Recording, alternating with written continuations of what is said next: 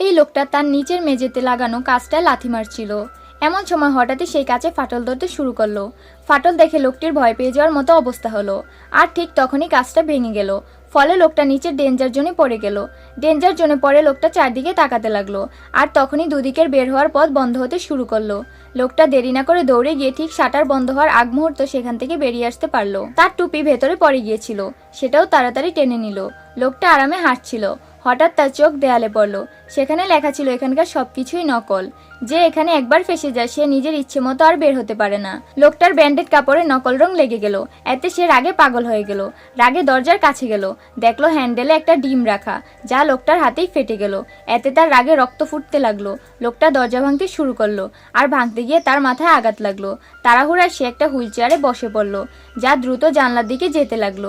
সৌভাগ্যক্রমে সেটা টেবিলে আটকে গেল, না হলে আজ লোকটা সরাসরি জানলা দিয়ে নিচে পড়ে যেত। এরপর লোকটার সাথে কি হবে জানতে হলে ভিডিওতে লাইক করে চ্যানেলটি সাবস্ক্রাইব করুন।